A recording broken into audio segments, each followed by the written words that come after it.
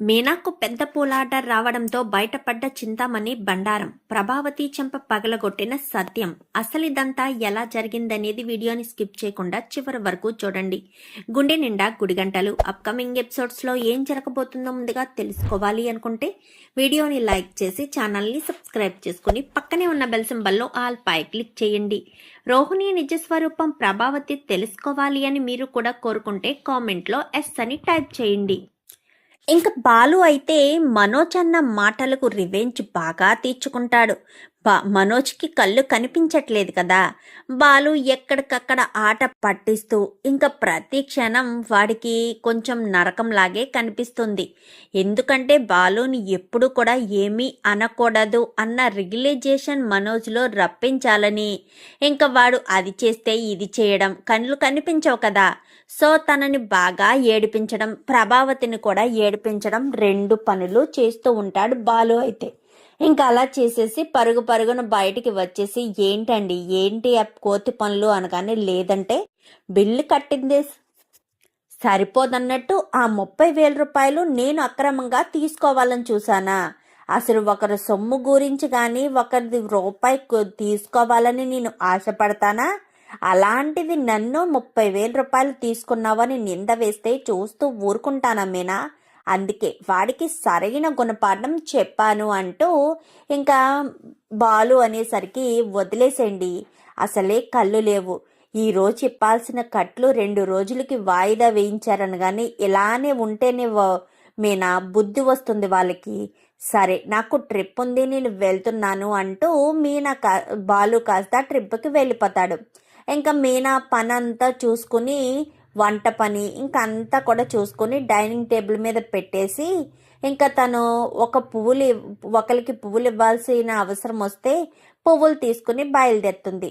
వాళ్ళకి పువ్వులు ఇచ్చి వాళ్ళతో కూర్చుని మాట్లాడుతుండగా ఉండు మీనా కాఫీ పెట్టి తీసుకొస్తాను అంటూ ఇంటి ఓనర్ చెప్పడంతో వద్దమ్మా నేను ఇంటి దగ్గర తాగే వచ్చాను అని చెప్పనేసరికి ఏం కాదులే మీనా నువ్వు నేను కలిపి తాగుదామని ఇంకా ఇద్దరికి కాఫీ పెట్టి తీసుకొస్తుంది. ఎలా ఉంది మీనా మీ బిజినెస్ అనగానే ఏదో బాగానే ఉందిలేండి, ఆ చింతామణి గారు అడుగడుగునా అడ్డు లేకుండా ఉంటే సరిపోతుంది, ఆవిడ పని ఆవిడ చేసుకుని నా పని నన్ను చేసుకొనిస్తే సరిపోతుంది, కానీ ఆవిడ అలా కాదు, ఆవిడ పని ఆవిడ చేసుకోదు, నన్ను పని చేసుకొనివ్వదు అనగానే కొంతమంది అంతే మీనా, ఒకరు ఎదుగుతుంటే చూస్తూ ఉండలేరు, వాళ్ళ బిజినెస్లోకి మిగిలిన వాళ్ళు వస్తే అస్సలు ఒప్పుకోరు అంటూ మాట్లాడడంతో ఇద్దరు కాఫీ తాగుతూ మాట్లాడి సరే నేను వెళ్ళొస్తానక్క అని చెప్పి మీనా కాస్త ఇలా బయటికి రావడంతో ఒక మేనేజర్ అయితే ఫోన్ చేస్తాడు.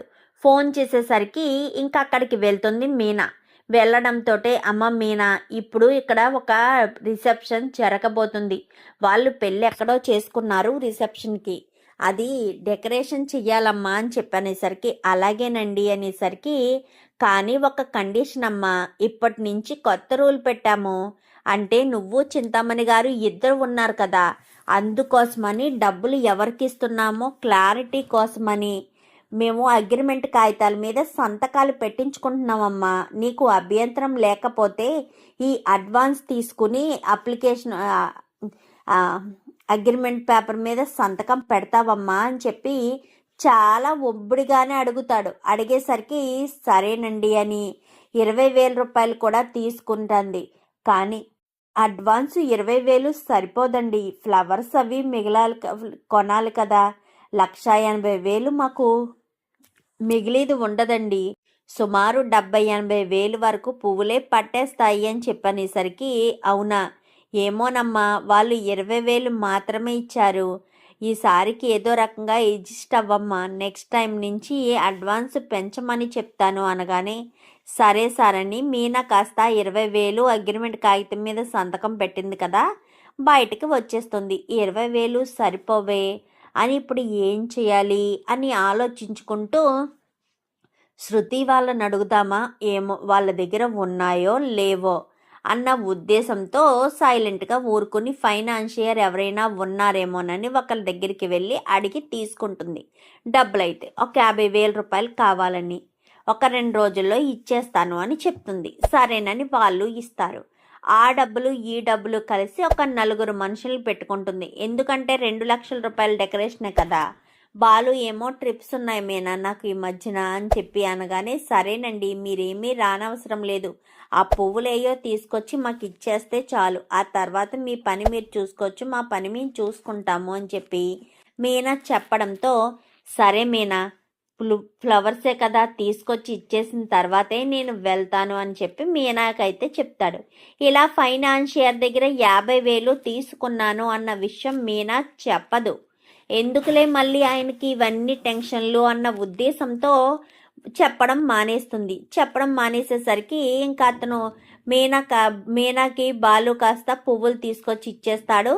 4 ఆడవాళ్ళను మీనాతో కలిపి 5 ఉండి మొత్తం డెకరేషన్ అంతా కూడా చాలా చక్కగా కంప్లీట్ చేసేస్తారు.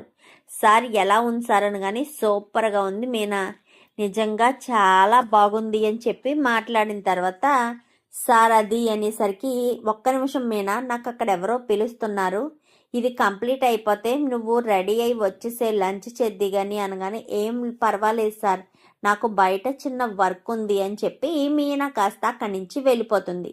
వెళ్ళిపోయేసరికి ఆ డెకరేషన్ ఫంక్షన్ అయిపోతుంది. ఫంక్షన్ అయిపోయిన తర్వాత మరుసటి రోజు ఉదయాన్నే మీనా వస్తుంది. వచ్చేసరికి, సార్ అని చెప్పాను కానీ, ఏంటమ్మా మీనా ఇలా వచ్చావు అనేసరికి, మిగిలిన డబ్బులు ఇప్పిస్తే నేను ఫైనాన్షియర్ దగ్గర అప్పు తీసుకున్నాను, అతనికి ఇవ్వాలి సార్ అనేసరికి, మిగిలిన డబ్బులు ఏంటమ్మా, నేను ఆ రోజే మొత్తం డబ్బులు 2 లక్షల రూపాయలు ఇచ్చేసాను కదా, మరి ఇప్పుడు మిగిలిన డబ్బులు అంటావేంటి అనగానే, ఏంటి సార్ ఏం మాట్లాడుతున్నారు, మీరు నాకెప్పుడు డబ్బులు ఇచ్చారు, మీరు అసలు డబ్బులు ఇవ్వలేదు కదా సార్, కేవలం 20,000 మాత్రమే తీసుకుని అది అగ్రిమెంట్ కాగితం మీద సంతకం కూడా పెట్టించుకున్నారు కదా సార్ అనగానే, అవును అగ్రిమెంట్ కాగితం మీద సంతకం పెట్టించుకున్న మాట నిజమే, కానీ నీకు 20,000 ఎలా ఇస్తానయ్యా, ఏ రకంగా ఇస్తాను, నువ్వు కొంచెమైనా ఆలోచించావా, 20,000 అని అంటున్నావు, ఏ రకంగా 20,000 ఇస్తానమ్మా, నువ్వు ఇంత డెకరేషన్ చేసావంటే అడ్వాన్స్ ఎక్కువే ఇస్తాను కదా, నువ్వేమో 20,000 అంటున్నావు అనగాని, లేదు సార్ ఆ రోజు నేను ఇలానే అడిగాను, అడిగితే నెక్స్ట్ టైం నుంచి పెంచుతాను అని చెప్పారు, ప్రజెంట్ 20,000 తీసుకుని ఎక్కడో చోట అడ్జస్ట్ అవ్వమని చెప్పారు, నేను ఏమో అప్పు తెచ్చి మరీ డెకరేషన్ అంతా కంప్లీట్ చేస్తే మీరు డబ్బులు ఇవ్వడానికి ఎంత బాధపడతారేంటి సార్, నిజంగా డబ్బులు ఇచ్చేయండి సార్ అనగానే, చూడమ్మా మేము ఎవరిని బాధ పెట్టడం లేదు, నువ్వు మాకు నా దగ్గర నుంచి 20,000 కాదు కదా 2 లక్షలు తీసుకున్నావు, దానికి సంబంధించిన అగ్రిమెంట్ పేపర్స్ ఇవ్వుగో అంటూ పేపర్స్ను కాస్త పైనుంచి కిందకు తీసుకొచ్చి చూపిస్తాడు. చూపించేసరికి ఆ పేపర్ మీద 20,000 వేసి ఒక 0 పడేటట్టుగా స్పేస్ కావాలనే ప్లాన్ చేస్తారు. ఎందుకంటే ఇదంతా ప్లాన్ చేసింది ఎవరో కాదు, చింతామణి. సో ఇంకా ఈ రకంగా ప్లాన్ చేసింది కదా, సో చాటు నుంచి చూస్తూనే ఉంటుంది. ఇంకా అతను చెప్పిన తర్వాత మీనా బెదిరిస్తుంది మాట్లాడుతుంది. ఇంకా అక్కడి నుంచి బయలుదేరి బయటికి వచ్చేస్తుంది. బాలుకి చెప్దామా అంటే బాలు ఏమో ట్రిప్లో ఉన్నాడు, ఏం చేయాలో అర్థం కాదు, తెగ బాధపడుతూ ఉంటుంది. ఇంకా తన బాధని ఎవరికి చెప్పుకోవాలో అర్థం కాక తన పుట్టింటికి వెళ్తుంది మీనా. అలా తన పుట్టింటికి వెళ్ళిన మీనా ఏడుస్తూ ఉండేసరికి, ఏమైందమ్మా మీనా, ఏం జరిగింది, ఎందుకంత అలా బాధపడుతున్నావు, ఎవరేమన్నారు అనగానే, జరిగిన విషయం ఇది అని మొత్తం విషయం చెప్పుకొస్తుంది. ఏంటమ్మా మీనా ఏమంటున్నావు, ఇలా జరగడం ఏంటి, అయినా అడ్వాన్స్ 20,000 ఇచ్చి 2 లక్షలు రాసుకోవడం ఏంటి అనగానే, అదే నాకు అర్థం కావట్లేదమ్మా, ఇదిగో ఇది చూడు అంటూ వెంటనే అగ్రిమెంట్ పేపర్స్ని కాస్త ఇచ్చేసరికి అందులో 2 లక్షలనే ఉంటుంది. అవునక్క ఇందులో 2 లక్షలనే ఉంది, అయితే వాళ్ళు తెలివితేటలుగా 20,000 వేసి ఇంకొక 0 వేయడం కోసం అక్కడ స్పేస్ ఉంచుంటారు. నువ్వు ఎప్పుడైతే సంతకం పెట్టావో వెంటనే ఆ ప్లేస్లో ఇంకొక 0 వేసి దాన్ని 2 లక్షలు చేసేసారక్క అని చెప్పి సుమతి మాట్లాడేసరికి, ఇప్పుడు ఏం చేయలేమమ్మా అని చెప్పాను. కానీ ఏం చేయలేము, కానీ ఒక పోలీస్ ఆయన నీకు తెలుసు కదక్క, ఆ అక్క వాళ్ళ ఇంటికి వెళ్దామా ఒకసారి అనేసరికి, నువ్వు ఉండు సుమతి, రే రే శివ పద వెళ్దామని శివ ఇద్దరు కూడా బయలుదేరి వెళ్తారు. వెళ్ళి అతనికి అగ్రిమెంట్ పేపర్స్ చూపించి అతనికి జరిగిన విషయం చెప్తే, అదేంటమ్మా మీనా అంత శ్రద్ధగా ఎలా ఉన్నావు, నేను కూడా ఏం చేయలేను, ఎందుకంటే ఇక్కడ క్లియర్గా 2 లక్షల రూపాయలని క్లియర్గా ఇక్కడ డబ్బులు కూడా కనిపిస్తున్నాయి, నువ్వు ఇవన్నీ చూసుకోవాలమ్మా, ఇప్పుడు నేను ఏం చేయడానికైనా అతని దగ్గర ఆ ప్రూఫ్ ఉంది, ఇప్పుడు నేను అది కాదు అసలు డబ్బులు ఇవ్వలేదు 20,000 ఇచ్చారు అని చెప్పడానికి ఇదే దాన్ని ఆధారంగా బేస్ చేసుకుని తీసుకెళ్లి కోర్టులో సబ్మిట్ చేస్తారు. కేసు నిలబడదు, పైగా చివాట్లు కూడా వస్తాయి అనేసరికి, నేను మంచిదాన్ని కదా, అందరూ నాలానే మంచి వాళ్ళు అనుకున్నాను, కానీ ఇలా ముంచే వాళ్ళని అస్సలు అనుకోలేదు అని చెప్పి ఎంతగానో బాధపడుతూ ఉంటుంది. ఇప్పుడు ఏం చేయాలో అర్థం కాక ఇంటికి వస్తుంది. ఇంటికి వచ్చి అలాగే ఆలోచించుకుంటూ ఉంటుంది. అలా ఆలోచించుకుంటూ ఉండేసరికి ఇదేటిది ఎలా వేలాడిపోయింది అనుకుంటూ ఉన్న సమయంలో చింతామణి కాస్త ప్రభావతికి ఫోన్ చేస్తుంది. ఏంటి మీ కోడలి మొహం వాడిపోయింది కదా, చాలా దిగులుగా, కష్టాలన్నీ ఒకే రోజు తరుముతున్నట్టుగా వచ్చినట్టుగా మనిషి ఉంది కదా అని చెప్పనేసరికి, అవును ఈ విషయాలన్నీ మీకెలా తెలుసు అనగానే, నాకు తెలుసు, అన్నీ నాకు తెలుసు అనేసరికి, తెలుసు మీకెలా తెలుసు అనగానే, నేను చేయించిందే నేను కదా అంటూ చింతామణి చెప్తుంది. అప్పుడే అటుగా సత్యం వస్తాడు. సత్యం వచ్చేసరికి, నువ్వు చేయించావా ఏంటి చింతామణి అనగానే, అది ప్రభావతి ఫోన్ చెవుదేరి పెట్టుకుని మాట్లాడుతుండగా చెవులో ఏదోలా అనిపించి ఫోను స్పీకర్ పెట్టి బెడ్రూమ్లో బెడ్ పైన పెడుతుంది. సత్యం కిందకొచ్చిన వాడు పైకి వస్తాడు. ఏం చేసావు ఇంతకీ మీనాని అనగానే, ఏం చేశానా, మీకు మీనా విలువనివ్వాలని, మీకు గౌరవం దక్కాలి అన్న ఉద్దేశంతోనే నేను ఇదంతా చేస్తున్నాను. నిజానికి మీనా ఇంకా చప్పిడి తాంబేల్లా అయిపోతుంది. ఇంకా డెకరేషన్ చెయ్యాలన్నా 1-2 సార్లు ఆలోచిస్తుంది. ఎందుకంటే తనకు 20,000 అడ్వాన్స్ ఇచ్చి 2 లక్షల రూపాయలు ఇచ్చానని చెప్పాను అనేసరికి ఒక్కసారిగా ప్రభావతి షాక్ అవుతుంది. ఏంటి నిజమా అనగానే, అవును అనేసరికి, మీనాకు ఇలాగే తిక్క కుదరాలి, లేదంటే ఈ మధ్యకాలంలో పొగరు బాగా ఎక్కి కొట్టుకుంటుంది. డెకరేషన్లు చేస్తున్నానని నన్ను ఎదిరించి మరీ సమాధానం చెప్తుంది. చీటికి మాటికి నా మీద కేకలు కూడా వేస్తుంది. దీనికి ఇలాగే ఉండాలి అంటూ ప్రభావతి కాస్త మాట్లాడుతూ ఇంకా చింతామణిని ప్రభావతి ఇద్దరు కలిసి ఇదంతా చేసినట్టుగా మొత్తం విషయం అంతా చెప్పుకుంటారు. చెప్పుకునేసరికి సత్యం ఇదంతా వింటాడు కదా, విన్నకవాడు కాస్త ప్రభా అంటూ గట్టిగా పిలిచేసరికి ఒక్కసారిగా తులుక్కు పడుతుంది. తులికి పడేసరికి, సరే నేను మళ్ళీ చేస్తాను అంటూ ఫోన్ పెట్టేసేసరికి ప్రభావతి గబగబా వచ్చి ప్రభావతి చెంప పగలగొడతాడు సత్యం. అయితే నేనేం చేశాను అనగాని, ఇప్పటి వరకు నువ్వు ఆ చింతామణితో మాట్లాడిందంతా విన్నాను ప్రభా, నువ్వేమీ పిచ్చి వేషాలు వెయ్యనవసరం లేదు, అసలు నువ్వు మనిషివేనా, అలాంటి ఆవిడతో చేతులు కలిపి ఇంటి కోడల జీవితాన్ని నాశనం చేస్తావా, మీనా స్థానానికి రావడానికి ఎంత కష్టపడుతుందో నీకేమైనా తెలుస్తుందా, అదేమి నువ్వు పట్టించుకోకుండా నువ్వు ఇలాంటి పిచ్చి పని చేస్తావని కలలో కూడా అనుకోలేదు అంటూ మాట్లాడేసరికి, ఏం మాట్లాడుతున్నావే అని చెప్పాను. కానీ ఏం మాట్లాడుతున్నారండి అనగాని, చూడు ప్రభా, మీనా ఏదైనా బాధపడినా, మీనాను బాధ పెట్టాలని చూసినా నేను అస్సలు ఊరుకోను, తర్వాత నీ ఇష్టం, నేను పదే పదే నీకెందుకు ఎలా చెప్తున్నానో నువ్వు అర్థం చేసుకో, అయినా మీనా ఏమీ అనకపోతే నీకు ప్రశాంతత ఉండదా, తిన్నది అరగదా, మీనా బాగానే వండి పెడుతుంది కదా, కడుపు నిండా బాగానే దున్నపోతులా తింటున్నావు కదా, మరి తిన్నప్పుడు తిన్నదాని గురించి కొంచెమైనా ఆలోచించాలి కదా, చిచి నీలాంటి దానితో ఎన్ని సంవత్సరాలు ఎలా కలిసున్నానా, ఇక మీదట ఎలా కలిసి ఉండాలో కూడా అర్థం కావట్లేదు, నువ్వు ఎంత దిగజారిపోయి ఉన్నావేంటి ప్రభా, ఇంటి కోడలు బాధపడుతుంటే పెవతో దేనితోనో పంచుకుని బాధపడుతూ సంతోషపడుతూ ఆ బాధని ఎంజాయ్ చేస్తున్నావా, మీనా బాధని మీరు ఎంజాయ్ చేస్తున్నారా, అసలు మీరు మనుషులేనా అంటూ సత్యం కాస్త ప్రభావతికి లెఫ్ట్ అండ్ రైట్ ఇచ్చేస్తాడు.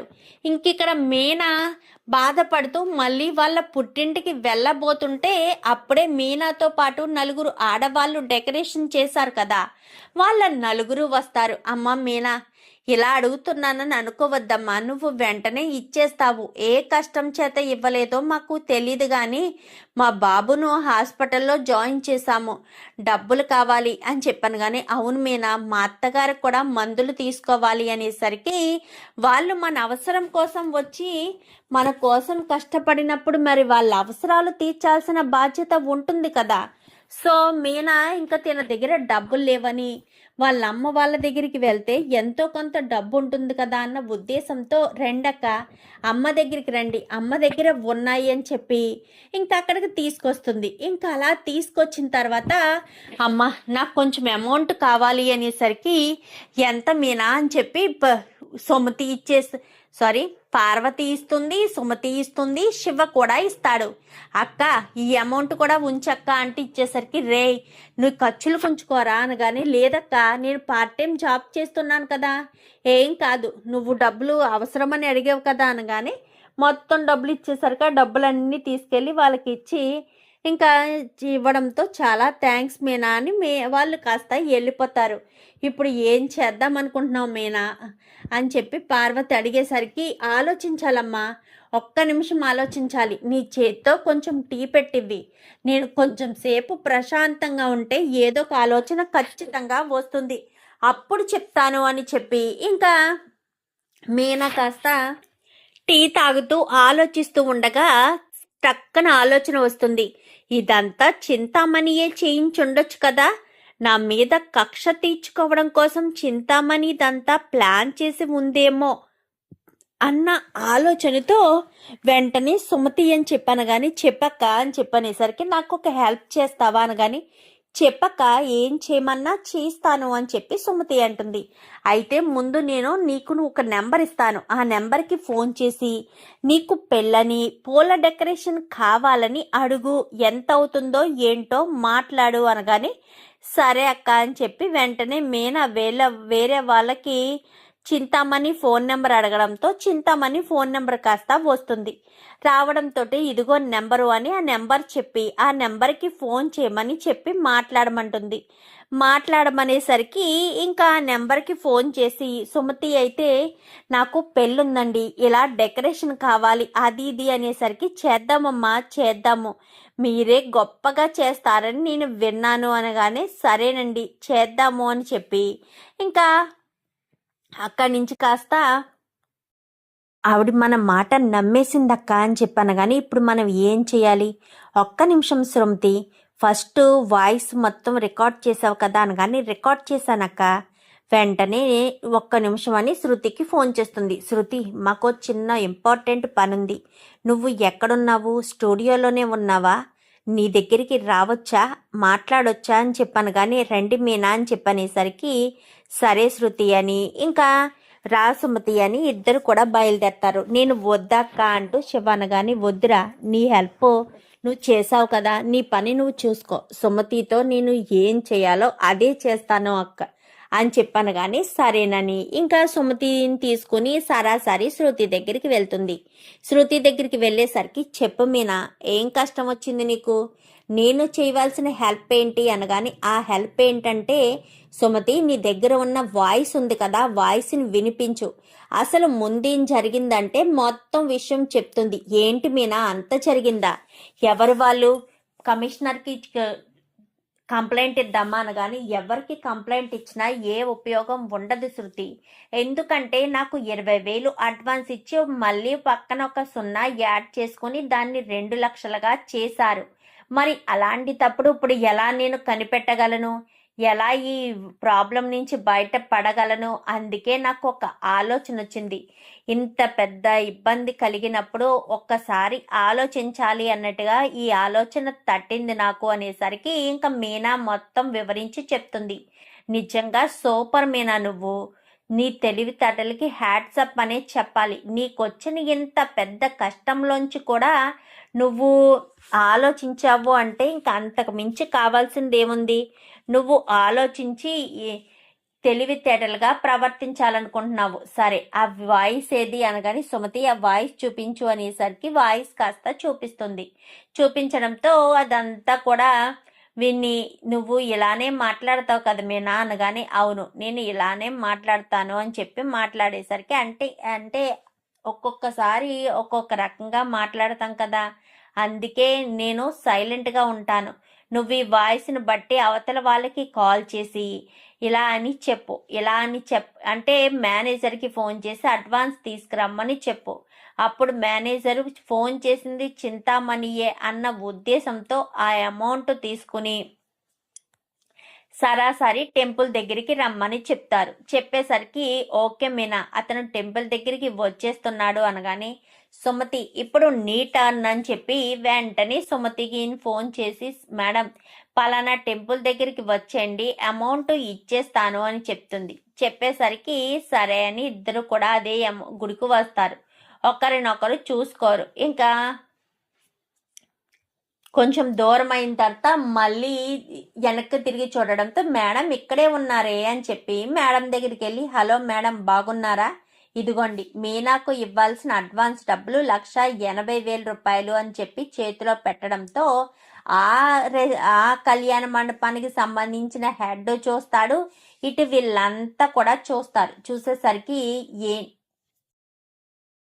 అది సరే, నిన్నిక్కడికి ఎవరు రమ్మని చెప్పారు, నేనేమీ రమ్మని చెప్పలేదే అనగాని, అదేంటి మేడం మీరే కదా కాల్ చేసి మీనా అడ్వాన్స్ డబ్బులు తీసుకురమ్మని పలానా గుడి దగ్గరికి రమ్మని చెప్పారు, మళ్ళీ ఇప్పుడేంటి ఇలా మాట్లాడుతున్నారు అనగాని, ఇంకా ఈలోపు పైకి చూడడంతో, ఏంటి దేవుడా ఏంటి ఈయనకి ఎలా తెలిసింది అనుకుంటూ ఇంకా చింతామణి మాట్లాడుకుంటూ ఉండగానే, సరే ఆ డబ్బులు ఇటు ఇవ్వని డబ్బులు తీసుకుంటూ ఉండేసరికి, ఏంటి చింతామణి కష్టం ఒకరిది తృప్తి మరొకరిదా, నేను కష్టపడుతుంటే ప్రతిఫలం నువ్వు ఆశిస్తున్నావా, అసలు అతన్ని ఇక్కడికి పిలిపించింది మేమే, అసలు ఇదంతా ప్లాన్ చేసింది మేమే, ఈ సుమతి ఎవరో కాదు నా చెల్లెలు అంటూ మాట్లాడుతూ ఉండగానే, సార్ చూసారా సార్, ఎప్పటికైనాను ఆ రోజు నేను చెప్పాను కదా సార్, నా మాట వినిపించుకోలేదు, మీ మేనేజర్ చాలా మంచివాడు అంటూ చెప్పుకొచ్చారు, చూడండి సార్ ఈ చింతామణితో చేతులు కలిపి నా కష్టాన్ని ఎలా